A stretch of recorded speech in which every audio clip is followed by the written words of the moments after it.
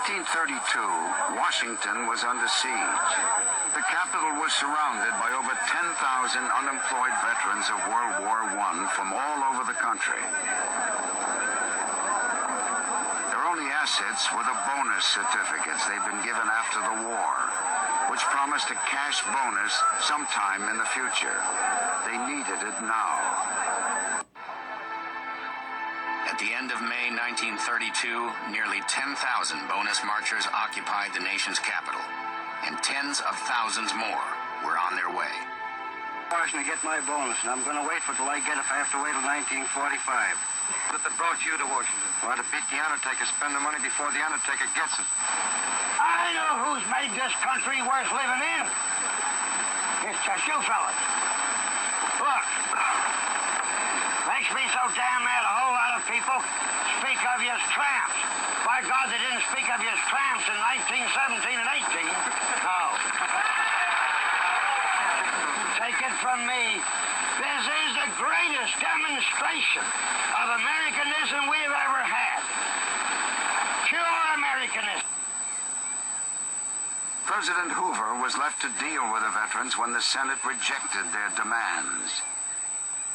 The marchers had stayed, camped out in central Washington.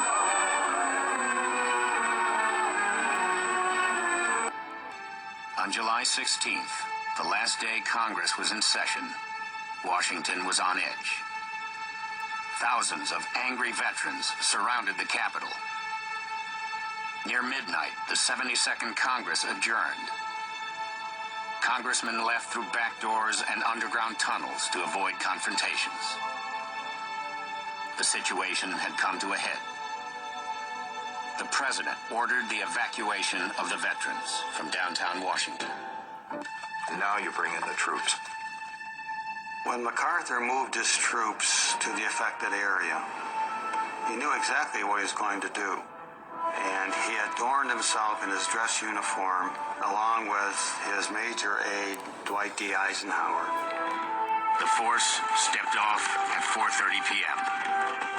More than 200 cavalrymen spread out across Constitution and Pennsylvania avenues.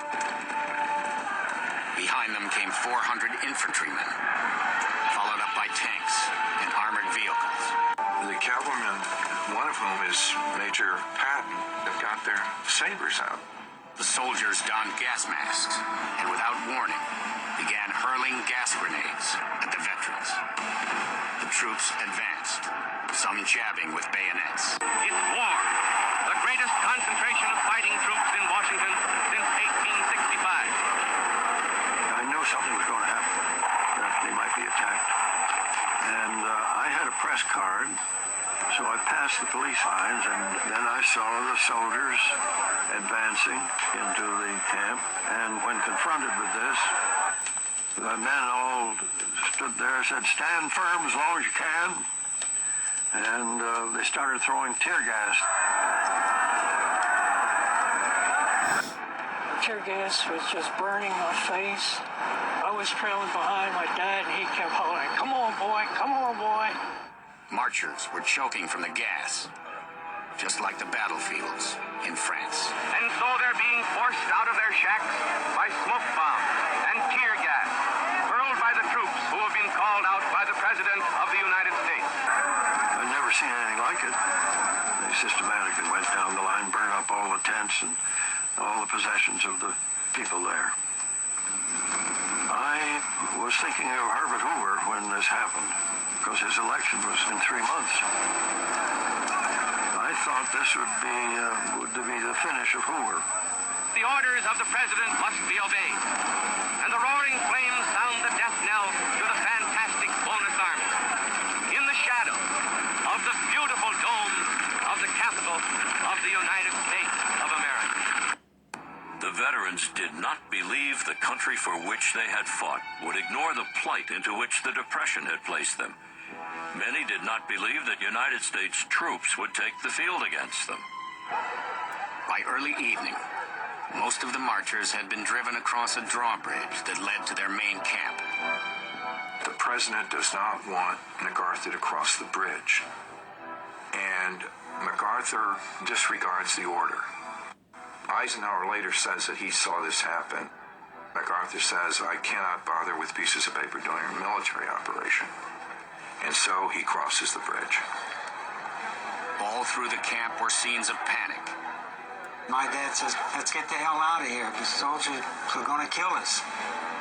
Then troops began to set fire to their wooden shacks. One reporter wrote, the blaze was so big it lit the whole sky. A nightmare come to life.